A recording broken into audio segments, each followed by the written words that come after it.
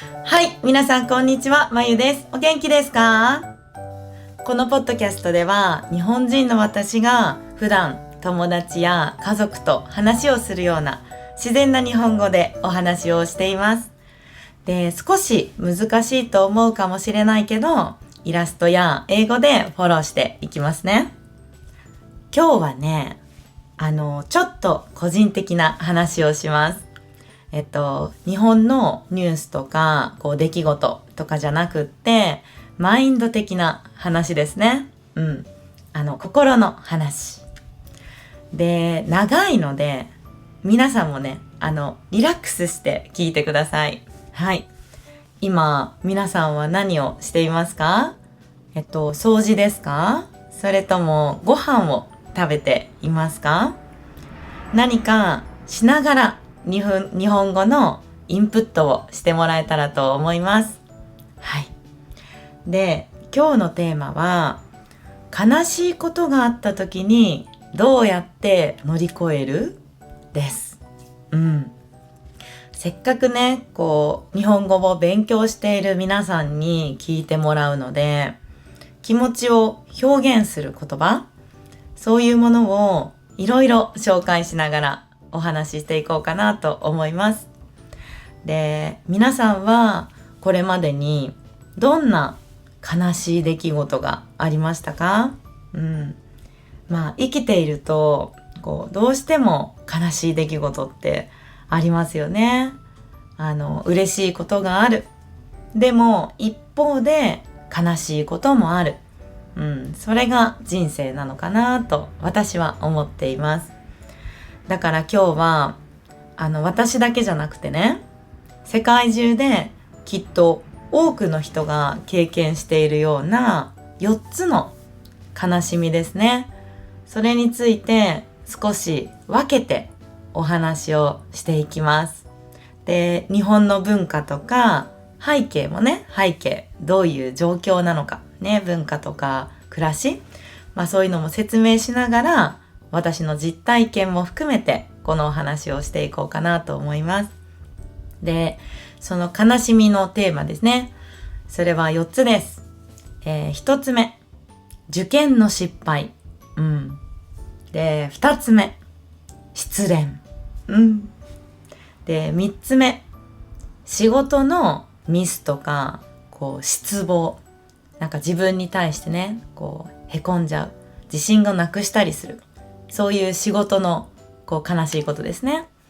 で、4つ目が大切な人の死です。こうやって並べるとね、言うともうなんだか辛そうみたいな、ちょっとまゆ大丈夫みたいな感じで心配してくれる人もいるかもしれないですよね。大丈夫ですよ。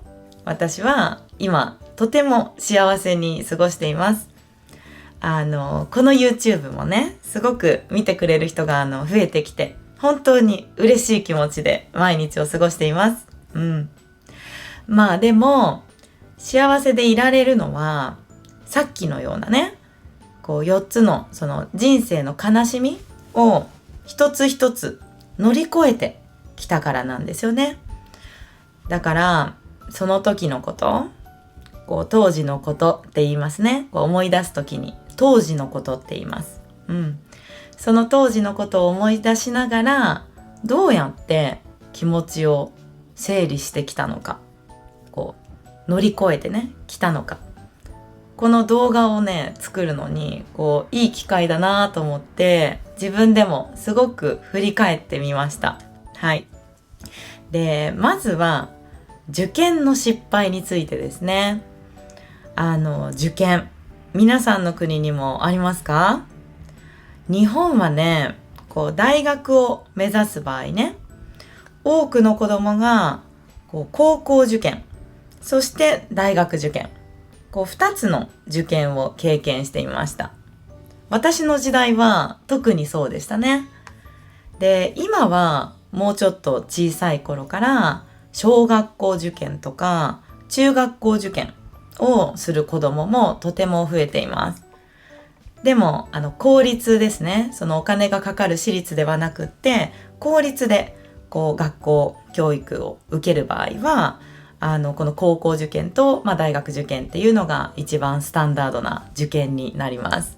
そうで、受験の失敗とかね、あと資格試験の失敗ね、そういう失敗って本当に悲しいですよね。たとえ周りの人が自分の頑張りを見ててね、慰めてくれても、結果が全てじゃないよとか、それまでの努力、頑張ってきたことね、コツコツ積み上げてきたこと、それが大切なんだよって言ってくれても、やっぱりね、自分で目標を決めて頑張ってきた分、ダメだった時っていうののショック、それはすごく大きいものだと思います。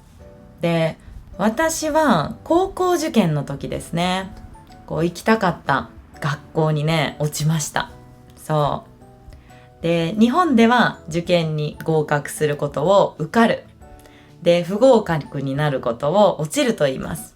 で、今考えると、大学受験ほどものすごく一生懸命勉強していたわけじゃないんですね。でも当時はやっぱりまだ15歳だからね、15歳の中学生です、日本だと。だからまだまだ10代ね、ティーネイジャーでしょ、10代で子供な部分がありますよね。そういうの未熟な部分があるっていう風に表現します。まだまだ未熟なんですね、中学生っていうのは。だから自分の中で思い描いていたですね、思い描いていた憧れの学校での高校生活ね、そういった夢が目の前でパッとね消えてしまったように感じて、すごく落ち込みました。で、落ちたことが分かった時は部屋でね、一人で泣いてましたね。半日ぐらいですかね。午前中の間とか午後の間、そういう一日の起きている時間の半分ってあるでしょ。そういう 4,5 時間ぐらいの時間、そういうのをね、半日って言います。そうだから半日ぐらいね、しくしくと泣いてました。このしくしくはね、うわーって大泣きするんじゃなくって、ですすり泣くような感じですね。でもそんな風に泣いてたら、きっとね、自分の部屋の外にいるお母さんに聞こえてたんでしょうね。だからその日の夜は美味しいご飯をね、私が好きなハンバーグだったと思います。そういうのをね、作って待っててくれましたね。で、お腹を空かせてね、泣いたらやっぱお腹空くじゃないですか。泣くってすごいエネルギーいりますよね。泣いてお腹が空いて部屋から降りてくるのをね、2階の部屋だったので降りてくるのをね、見守ってくれていました。そうで、そこからどうやって気持ちを切り替えたのかなって思い返すと、私は未来を信じるっていう方法で乗り越えました。つまり行くことになった学校は確かに第一希望の学校じゃない。でも何か縁があって、そこに行くことが私の人生にとって何かいいことが待ってるから、そこに行くことになったんだろう。そうに違いない。そういうふうに考えるようにしたんですね。で、ここでね、日本語のこの縁っていう言葉について少し説明します。縁とも言いますね。縁があったから。でもこれは関西弁かな。縁があったからですね。で、これは運命のつながりとかきっかけっていう意味です。とてもね、日本らしい言葉ですね。だから日本人が自分の人生を振り返るときにとてもよく使う考え方です。たまたま出会った人と仲良くなったとき、そういうときには後になってから、私たちきっと何か縁があったんだねって言います。そう。で、逆にどうしてもうまくいかない時は、きっと縁がなかったんだなって言ったりします。そう。ただ補足をすると、特定の宗教を信じている人はまた違った考え方をしていると思います。でも日本人はみんなも知っているように、特定の宗教を強く信仰していない人っていうのがすごく多いんですね。だから亡くなったらお経をあげるけど、クリスマスはお祝いをするみたいな、そういう人がすごく多いです。だから世界的に見るとすごくそれは珍しいと思いますね。だからこそすごくこの日本人の間で使われる言葉がこの縁っていう言葉なんですね。だから行くことになった場所には縁があって、不合格になったのは縁がなかったから。そう。だからきっとそこは自分にとっていいことが待っている場所。そう信じて一歩前に進むイメージですね。そういうふうにね、考えることで少しずつ前を向くことができました。で、この縁がある、縁がないっていう言葉、これね、自分の力ではどうにでもならないこと、どうにもできないこと、自分の力ではどうしようもないこと、そういうことを受け入れるときに日本人が本当によく使います。はい。誰かを励ますときにも使いますよ。ほら、失恋とか、あと面接で落ちた時とかね。みんなどんな励ましするのかな、他の国だと。だから日本では面接に落ちたって友達が言ってきたら、あの会社とはちょっと縁がなかったってことだよみたいに言ったりね。あと受かっててもどうせ居心地悪かったかもよみたいな。だからもう忘れて次に行こうぜみたいな、こういう時によく使います。はい。ぜひ覚えていてくださいね。で、実際にね、その高校で仲良くなった子、そこの高校に行って出会った子、そこでね、出会った友達とはずっと大人になって子供をね、お互いに産んだ今でも大切な友達なんですね。だからそれはきっと縁があったんだなっていうふうに思っています。はい。で、次ですね。次の悲しみは失恋です。はい。失恋。皆さん経験ありますか？失恋。ね。ここからは恋愛に関する言葉がね、たくさん出てきます。で、まず日本の付き合うについて少しだけお話をしておきますね。これもさ、国によって結構違いますよね。そう、彼氏彼女になるその基準、そういうのね。で、日本では連絡を取ったり、LINE とかね、メッセージのやり取りをして数回デートをしたりします。会います。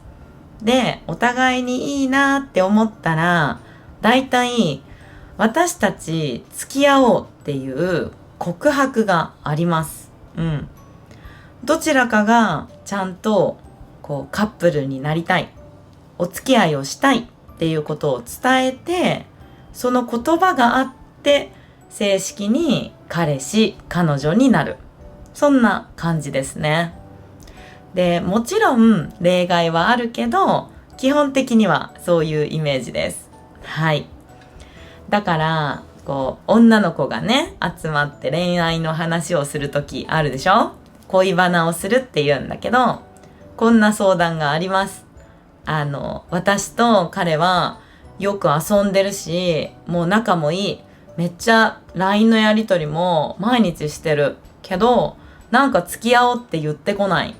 これ私って何なのみたいなとかで、それはね、友達がそれはなんかはっきりさせた方がいいんじゃないとかなんて言ってね、こうみんなで盛り上がったりします。だから言葉でね、やっぱりちゃんと付き合おうっていう文化なんですよね。それがない国もあるっていう風に聞いてます。はい。で、別れる時ですね。これはね、人によります。こう、会うのが楽しくなくなってきて、どちらかがちょっともう別れようっていうこともあるし、あと、だんだんね、こう連絡を取らなくなってきて、そのまま別れるっていうのもあります。こうなんとなくやり取りをしなくなって、そのまんま終わる。ね。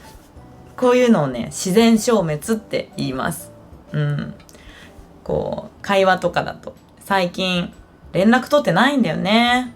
もう自然消滅でもいいかな、みたいな感じで使います。はい。自然消滅ね。で、自分からもう好きじゃないから別れようっていうこと。これを日本語では振る。で、言われた側は振られるです。これが失恋ですよね。そう。あと、まだ付き合ってない時ね、に、こう、付き合ってくださいって告白をして、ダメだった時。これも振られたって言います。そう、振られた。ダメだった。もう振られたわーってね、言います。で、要するに、こう、自分の好きな気持ちっていうのが、相手に受け入れてもらえなかった時、そういう時に使う言葉ですね。失恋。そう。だから失恋は、この振られたっていう経験です。そう。このね、なんかこう、寂しくて、悲しくて、切なくて、なんか少し悔しいような、そういう気持ちですね。もう世界中に失恋の歌があるから、これはもう世界共通の気持ちなのかなっていうふうに思います。で、これもね、ちゃんと私も昔だけど何回か経験してます。はい。でもね、私はこれに関してはね、とっても立ち直りが早かったです。はい。なんか女の人の方が早いイメージありますよね。あります。だから今から話す内容を聞くと、男性のリスナーさんはこうって女の人ってそんなにさっぱりしてるのって思うかもしれないけど、そこはご了承ください。はい、許してくださいね。で、まず振られた日、こう別れようって言われた日、その日はね、全力で泣きます。はい。もうね、友達に慰めてもらっていました。で、当時は、やっぱりまだ友達もね、こう独身、結婚していない子が多かったから、お互いに自由な時間がありましたね。だから、泣きながらね、こう電話をして、ねえ聞いて、振られたよ、みたいなことを電話するんです。そしたら、すぐにね、こう友達が、今どこみたいな。大丈夫？じゃあ今から飲みに行こうみたいな。ね、飲みに行こう。ご飯食べに行こう。そんな風にね、集まってくれました。このね、夜にこうご飯に行く。これはね、お酒を飲む飲まない関係なくね、結構飲みに行こうってこう声をかけることがすごく多いですね。じゃあ飲みに行こう。今度飲みに行こう。ね。そういう風に言います。だから失恋したって誰かがなるとね、友達がすぐに駆けつけるんですね。そう。で、本当にね、友達っていうのは、だから支えになる存在です。はい。で、最初はね、みんな真剣に聞いてくれるんですね。なんて言われたの？とか、それはひどいねって言って共感してくれます。でもね、女の子が集まると、だんだんね、話題がコロコロ変わっていくんですよね。次から次へとちょっと違う話になっていくんですよ。だから最近あった面白い話とか、なんか周りのその友達の元彼、昔付き合ってた人がね、ちょっと話題になったりとか、もうそういうね、面白い話に変わっていくんですね。女の子が複数集まると。だから最終的にはこう失恋をして泣いてるのに、友達の話が面白すぎて、こう泣きながらね、大笑いをする。爆笑する。そんな雰囲気になります。で、多分ね、これはすごい日本中の女の子たちがきっと同じようなシチュエーションを経験してるんだと思います。はい。だから、こんなね、画像がバズったことがありました。お相撲さんがね、これ泣いてる画像。これは日本のサイトにね、こうボケてっていうサイトがあるんですね。こう画像を出されて、このお題に対していいセリフとか言葉を当ててみようっていうサイトなんですよ。で、この写真は本当はお相撲さんの引退会見の写真なんですね。泣きながら感情がこう高まって感極まってなんて言います。感極まってこう涙をしてる時のお相撲さんの写真なんですけど、そこにねこんなセリフがあてがわれてね、すごくバズりました。この画像昔だけどね、ちょっと読みますね。なんかありがとうゆっこ、ゆっこっていうのは多分お友達ですね。ゆっこのおかげで失恋から立ち直れそうかもね、もう元気になれそうかも、こんなに笑ったの久しぶりっていうセリフをね、誰かが考えてつけたんですね。で、これがね、この表情がもう泣きながら失恋して笑ってでも楽しくって、で一段落ちょっとした時のねセリフみたいな感じにぴったりなんですよね。だから本当に私もこんな画像みたいな顔をしてですね、振られた日だけ、その日だけはたくさん話をして友達とね泣いて笑って過ごすんです。そうで、次の日ですね、ここからです。で、次の日からはもう全く思い出さないようにします。写真もメールももう全部です。やり取りも全部消します。これはね、私はそうするっていうだけで、日本の全部の女の子がそうするかはちょっとわからないし、多分しない子もいます。はい。だからすごく周りから思いっきりがいいねって、こう潔いねって言われることがありました。はい。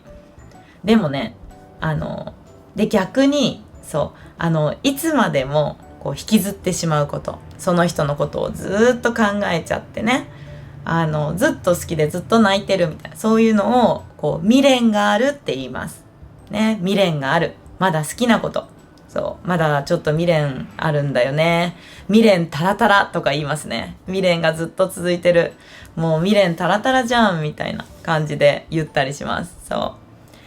でもその逆です。だからこう写真とかメールとかこれを見たらその人のことを思い出すっていうその種みたいなものですね。そういうのありますよね。見たら思い出すもの。だからそういうのはもう意識的に切っちゃうんですね。プツって。もう一日の中でその人のことを思い出す時間をとにかく意識的に減らしていくんです。だから例えばね、思い出の場所をちょっと歩いた時になんか行ったなとか、そういうのを思い出しそうになったら、ダメもうダメ、思い出したらダメ、はい忘れますみたいにねしてこう自分に言い聞かせるんですね。これはね本当に効きます。で、言霊っていう力を信じます。さっきの縁みたいなもので言霊っていうのもすごくよく日本人が使う言葉です。はい。で、日本にはこの言霊っていう言葉があります。つまり自分が口に出した言葉、それには魂ね、言葉の魂って書きますよね、言霊。魂が宿っている、力がある、そういう考え方です。これも特に宗教的にどうとかいう話ではないんですね。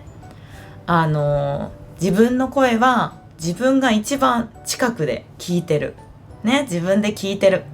だから言った言葉はそのまんま自分に返ってくる。そういう風な考え方です。それが言霊ですね。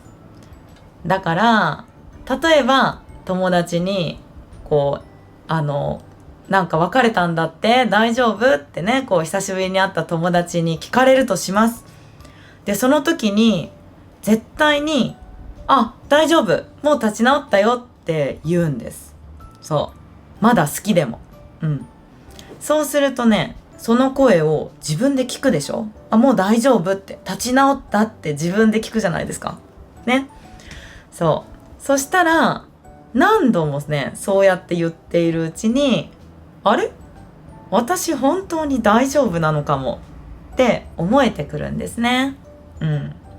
だってさ、ちょっと想像してみて、イメージしてみてほしいんだけど、実は、大丈夫って言われた時にね、実は、あの時こんな風に言われて、私すごい泣いて、今でもこんなに好きなんだよねって、何度も自分でその話をしてたら、その辛い経験、自分の悲しい気持ちを何度も自分の頭の中はさ、体験しちゃうんだよね。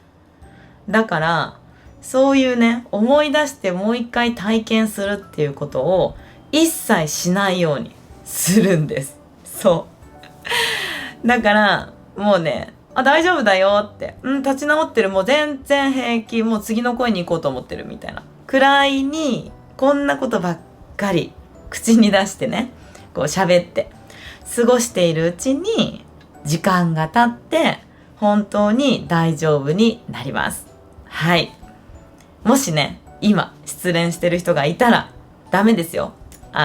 思い切って思い出してダメです。ね、あなたを悲しませる人のことっていうのはもう思い出しちゃダメです。ね。だって、本質的な根っこの考え方、根本的なって言うんだけど、そういう考え方として、そもそもね、相性が良くなかった人、そういう人をいつまでも追いかける必要っていうのはないですよね。うん。自分のことを大切に思ってくれる人を大切にする。うん。なんかそういう風に思うと、自分の元を去っていった人のことをずっとね、いいイメージで持ち続けない、美化しないって言いますね。美しく変えるって書いて美化しちゃうんですね。そういう風にしない。だって自分のところから去っていった、離れていった人だからね。追いかけなくていいんだなっていう風にわかると思います。うん。ね。別れはね、出会いの始まりです。だから、本当に縁がある人と、出会うために前を向いていった方がいいですよね。そう。だからまとめると、失恋は、まずはデトックスですね。心の中の悲しい気持ちを全部出す。そう。で、次に、思い出しちゃう種みたいなのを、もう意識的に全部自分の目の前から消す。ね。そして、言葉の力を信じる。言霊を信じる。縁がある人にいつか出会えるかなっていう風に信じる。そんな感じですね。はい。ちなみに、でも注意してほしいのが、仕事でね、辛い気持ちになっていたりするとき、本当に心の病気になるほど辛いとき、そんなときは、強がってね、大丈夫なんて自分に暗示をかけないようにしてください。すぐにね、そういうときは、周りの人とか、専門家を頼りましょう。これは本当。ね。だから、ご飯が食べられなくなったり、何も手につかなくなっちゃうぐらい辛い時には、それも一人ではでも抱え込まずに、周りの人や、環境のね、そういったところを頼って乗り切るようにしてください。これはね、大丈夫の言霊の力を信じる時の注意点です。はい。じゃあね、ここまで、ちょっと受験の失敗とか失恋をざーっと喋りました。皆さんもお水とかを飲みながら、休憩しながらね、リラックスして聞いてください。で、次は仕事ですね。仕事の失敗についてです。なんかね、これ受験、恋愛、仕事って私の人生を辿るように話をしていますね。で、これはね、日本の会社のちょっと背景ね、それについてもお話ししながら、仕事の失敗についてお話をしていこうと思います。はい。で、私は大学を出てから同じ会社で17年間働きました。いわゆる日本のサラリーマンをしていたんですね。自分がしていました。で、小さなミスをね、した時には、その度にへこんでいましたね。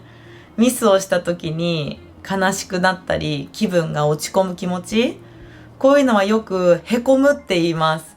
これ仕事で一番使いますね。仕事のミスをした時の気持ちとして、すごく一番合ってる気がします。へこんでました。反省するみたいな気持ちもあるのでね。皆さんもなんかミスがあるとすごくへこんだりしませんか？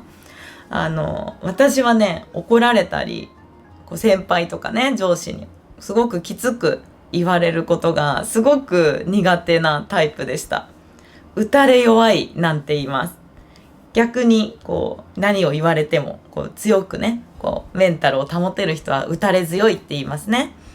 そう。だからすごいしょんぼりしちゃうタイプでした。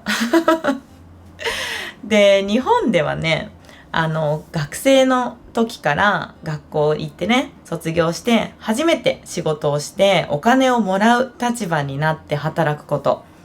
こういうのを社会に出るって言います。はい。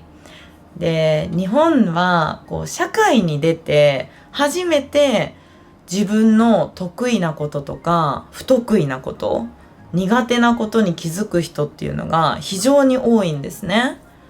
で、それは多分日本の教育とか、あと仕事の探し方が他の国と少し違うからなのかなっていうふうに私は思います。で、例えばね、海外ですね。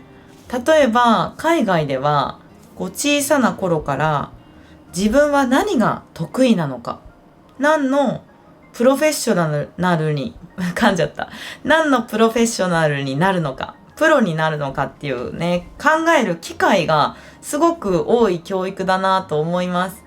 自分の特技をみんなの前で発表しましょうとかね、そういうことをやっている学校もすごく多いですよね。でも一方でね、日本はやっぱり違います。浅くてもいいからいろんなことをまんべんなくバランスよくできる人っていうのが学校でも社会でもとても評価されるんですね。そつなくこなすっていう言葉をよく使います。難しいですね。そつなくこなす。とっても使います。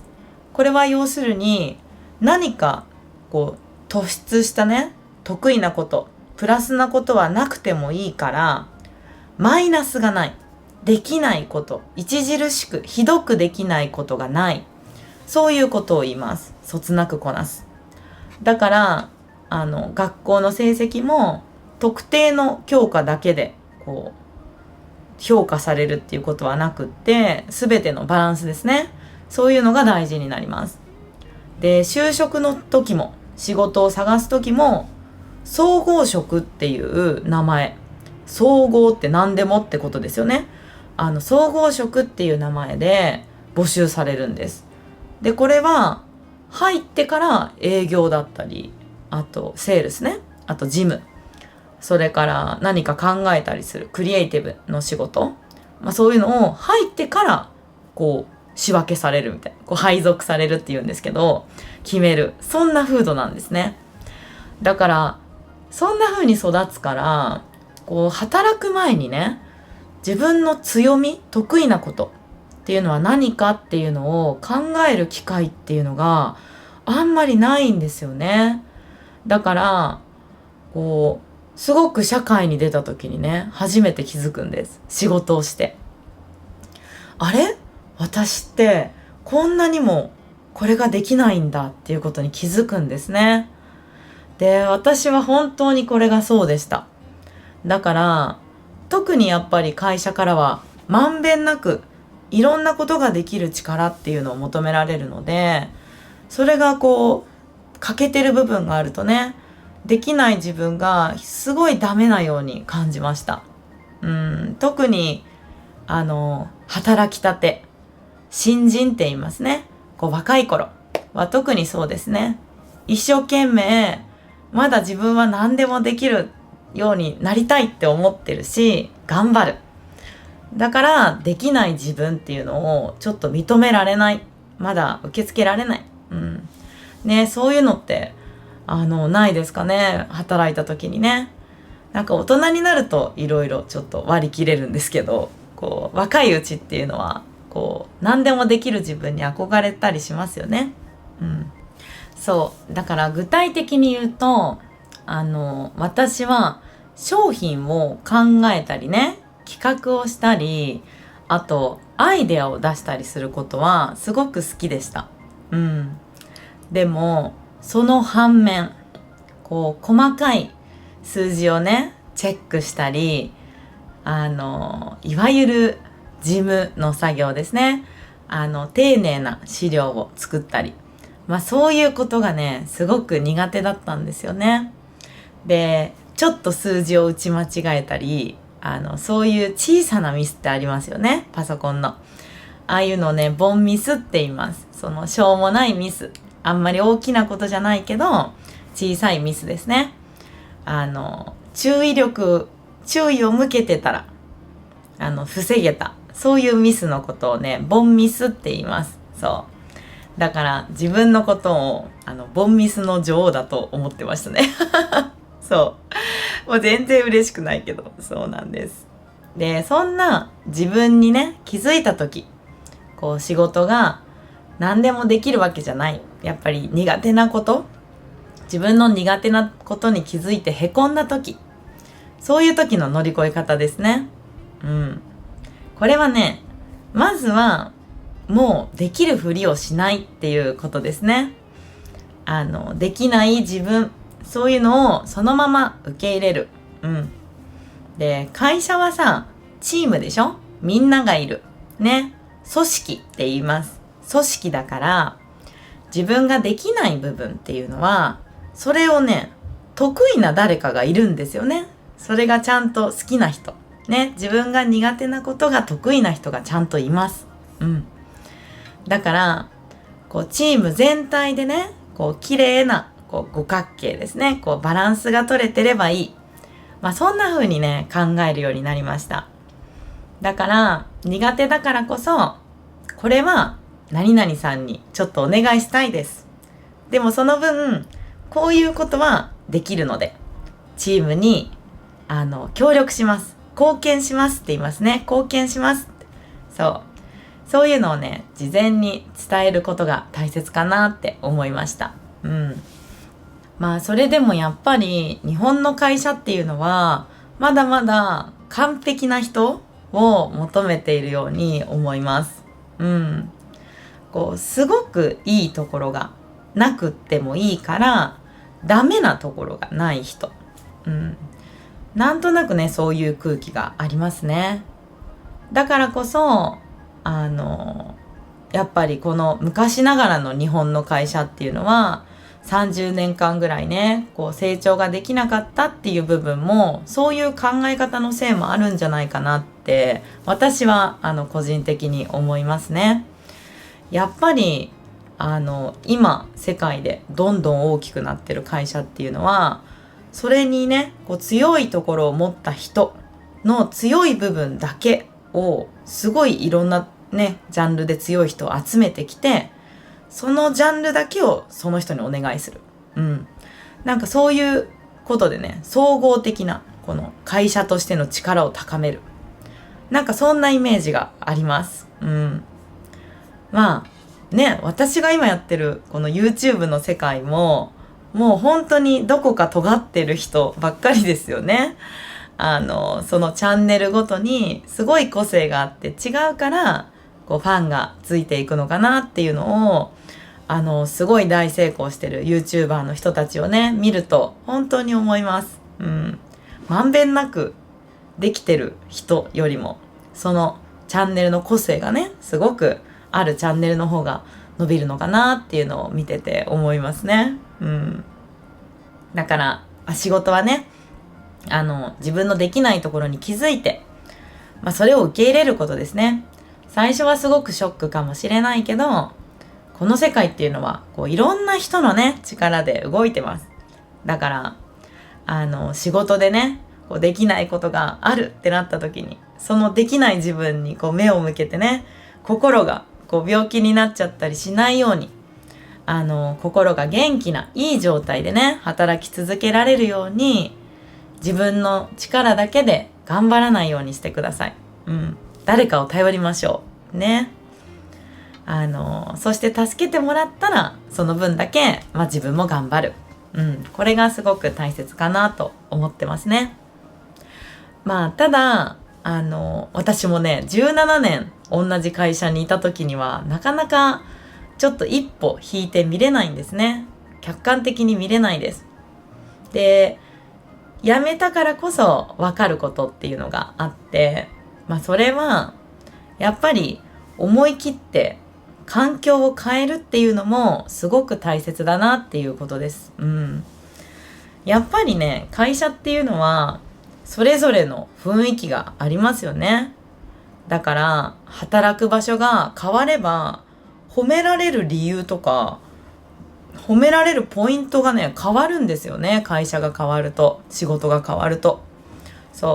だから自分は何にも変わってないのに会社や仕事が変わったらすごく褒められるようになった、認められたっていう話をねすごい私はいろんな人から聞きました。で、私自身も本当に実感する部分があります。だから自分で頑張るっていうのも大事だけど、どうしようもなかったらもう環境を変えちゃう。これも大切なことですね。勇気はいりますよね。ドキドキする、会社を辞めたり環境を大きく変える、ガラッと変えるなんて言いますね。大きく変えること、それはすごく勇気のいることです。でも結構ねいざ環境を変えた人っていうのはみんなこう言います。意外となんとかなるもんだよって。なんとかなる、これもすごい使うフレーズですね。なんとかなるよ、どうにかなるよって、なすがまま。そういうことですね。人生はね限りがあるので、後悔のないように後でやめておけばよかったかなとか、そういう風にならないように思い切って変えて、なんとかなるかっていうね信じる力も大切だなと思います。それが仕事ですね。なんか本当生きてるといろいろありますね。で、最後はね親の死ですね。で、これは少し重たい話になるけど、今まさに私は絶賛乗り越え中。絶賛っていうのはまさに今体験してるっていうことかな。感じです。で、2ヶ月ほど前ですね、私の母は亡くなったんですね。2ヶ月ぐらい前です。で、誰かを失うっていうのは一緒なのに、失恋とはね全く違うんですよね。自分のことを大切に思ってくれている人がいなくなる。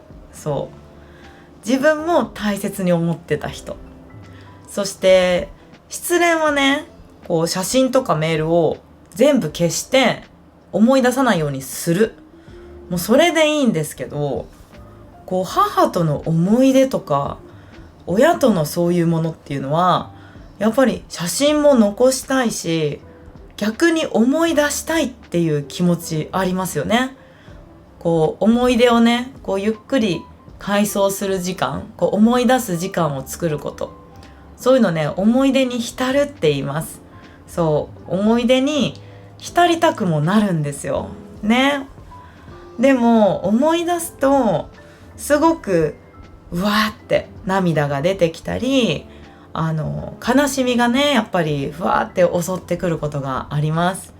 でこういう悲しみの表現ですね、そういうのはこう波のように押し寄せるって言いますね。波ってさうわーって来てひゃーって引いたりするでしょ。ね、そんな感じですね。悲しい気持ちがうわーって襲ってきたと思ったらふって普通の生活に戻れるみたいな、なんかそういう感じなんだなっていうのを今体験してます。でもそうしながらね2ヶ月過ぎたので、もし今後ね私の友達とか身近な人が同じような状況になったらいつか経験するものだと思います。なんかそうなったらなんて言うかなって思うと、あれが良かったですね。まずその人の亡くなった人の思い出を共有できる人とたくさんその話をする。これをね勧めます。あの時こうだったよねとか、あの人はこんなことを言ってたねとか、みんなでね話をするんです。そうすると心の中にある気持ち、その人への気持ちや寂しい気持ちも含めてね、そういうのがそこにいるね話をしているみんなで共有されます。それがねその場にいるみんなの心の健康にいい働きをしてるなっていうのを実感しますね。ちょっとすっきりするんですね、お話をすると。だからまずはそれを共有できる家族とか友達、そういう人たちと思い出話をすることですね。それもその人がねこう残してくれた縁なんですね。これもその人を通じた縁がそこにある。だからそういうものを感じて、その人がいなくてもその人が残してくれた人たちやもの、いろんなものに囲まれて生きていくことっていうのを実感できます。自分が生きれていること。あとは少し忙しくすることですね。仕事をしたり家事をしたり、子育てをしたり、あとちょっと空いた時間にこういうポッドキャストを聞いたり本を読んだり、いろんな他のことです。とにかく気をね紛らわしながら逆に何か熱中できるものを見つけて打ち込んでいる。そういう間に一番悲しみのピークがね過ぎ去る時間を待つ。そんな風に思いますね。